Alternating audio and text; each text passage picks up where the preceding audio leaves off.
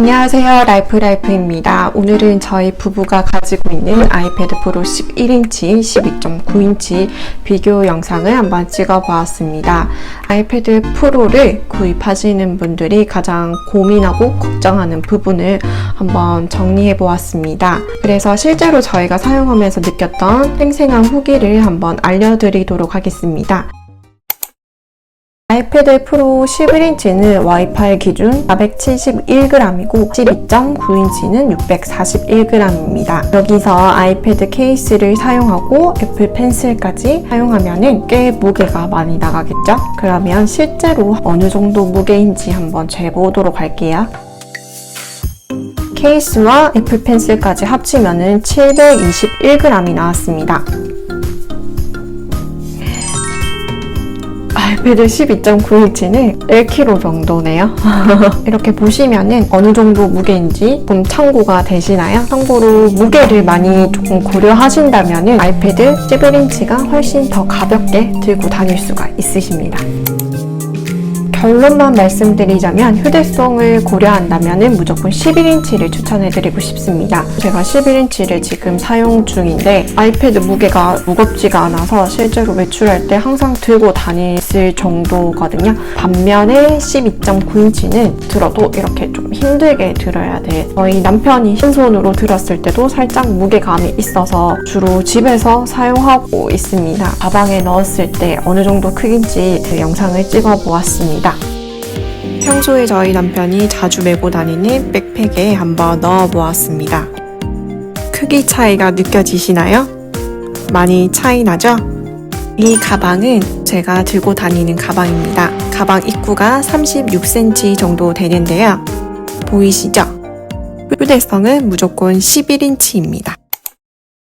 용지를 이용해서 한번 비교해 보도록 하겠습니다. 11인치는 보시다시피 가로 3cm, 세로 5cm 정도 위아래에 충분한 공간이 남아있고 12.9인치는 가로 0.5cm 정도, 세로 1.6cm 정도 아주 작은 공간만 남아있어서 거의 A4 용지와 조금 비슷하다고 보시면 될 것 같습니다. 그래도 어느 정도 크기인지 잘 모르겠다 하시는 분들을 위해서 제가 가지고 있는 맥북 프로 13인치와 한번 비교해 보도록 하겠습니다. 12.9인치는 거의 노트북이랑 비슷하죠? 세로 길이는 거의 똑같고요. 가로 길이가 이 정도 여유가 있네요. 11인치를 한번 보면은 이 정도 크기라고 보시면 될 것 같아요. 크기 차이 이렇게 보시면은 좀 이해하시기 쉬우실까요? 아이패드에서 가장 많이 사용하는 기능이 바로 스플릿 뷰입니다. 스플릿 뷰를 이용해서 강의를 보면서 필기를 하거나 작업을 하면서 인터넷 서칭을 할 수 있는 등 다양한 멀티태스킹이 가능합니다. 저희 남편도 공부 목적으로 11인치를 구매했었는데요. 인터넷 강의를 보면서 필기를 하거나 문서를 보면서 필기를 할 때 스플릿 뷰가 너무 답답해서 12.9인치로 변경했었습니다. 그러면 기능별로 어떤 차이가 있는지 보여드리겠습니다.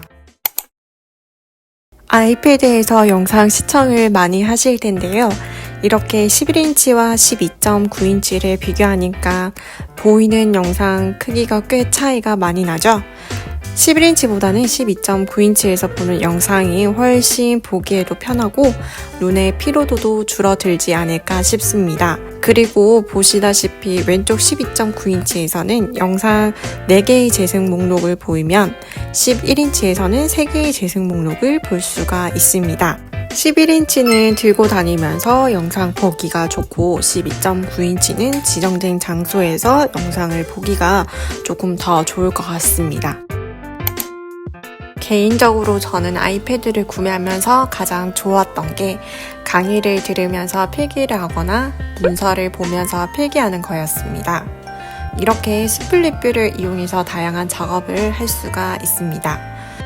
저는 11인치에서 스플릿 뷰를 이용해서 필기를 할 때 그리 큰 불편함은 없었지만은 저희 남편이 11인치를 사용할 때 스플릿 뷰를 이용해서 필기할 때 큰 불편함을 느꼈다고 합니다.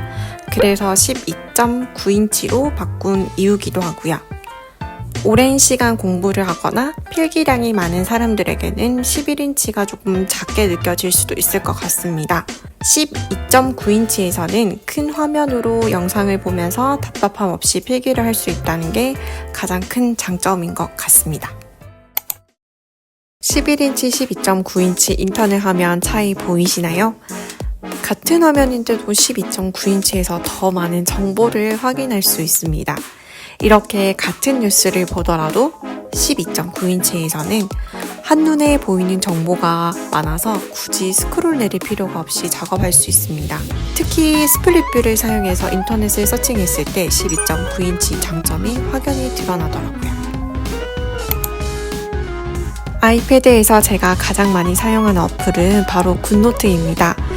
굿노트 다이어리 표지에서부터 두 사이즈 차이가 많이 느껴지네요. 주로 저는 다이어리나 필기용으로 굿노트를 이용하고 있는데요. 외출할 때도 항상 들고 다니면서 굿노트 다이어리를 확인하거나 아이디어가 생각날 때 필기를 하는 편입니다. 반면에 저희 남편은 집에서 가기를 보면서 굿노트 필기를 하거나 책을 보면서 굿노트에 기록을 남기는 편입니다. 이렇게 사용 패턴에 따라 사이즈를 선택하시면 될 것 같습니다. 저는 아이패드 볼로 어플을 이용해서 영상 편집을 하고 있습니다. 11인치의 가장 좋은 점은 아이패드를 늘 휴대하고 다니면서 영상을 찍거나 편집을 할 수 있다는 겁니다. 11인치가 작다고 생각할지는 모르겠지만 저는 영상 편집을 하는데 너무너무 만족하면서 사용하고 있습니다. 그렇지만 12.9인치와 비교해보면 아무래도 큰 화면에서 영상을 보면서 편집하기 때문에 세심한 작업을 할 때 내 눈과 목이 화면 가까이 가지 않아도 된다는 점이겠죠? 이렇게 저와 같이 장소에 구애받지 않고 일하고 싶으신 분들에게는 11인치를 추천해드립니다.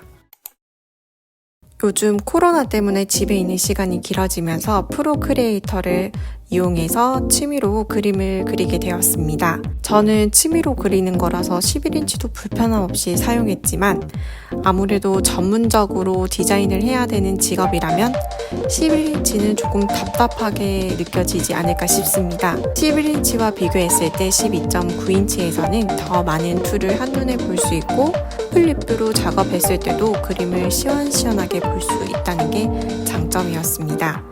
이렇게 전문적으로 작업을 해야 되는 분이라면 12.9인치를 추천해드리고 그냥 저처럼 취미활동으로만 사용하고 싶다 하시는 분은 11인치를 추천해드립니다. 일상생활에서 아이패드를 항상 들고 다니시기를 원하시는 분은 11인치를 추천하고요. 지정된 장소에서 사용을 하거나 멀티태스킹 작업을 하거나 섬세한 작업을 하시는 분들은 아이패드 프로 12.9인치를 추천합니다. 이상 아이패드 프로 11인치, 12.9인치 사이즈 비교 및 실사용 후기였습니다. 아이패드 어떤 사이즈 살까 고민하시는 분들에게 많은 도움 되셨길 바랍니다. 혹시 궁금한 사항 있으시면 댓글로 남겨주세요. 오늘도 시청해주셔서 감사합니다.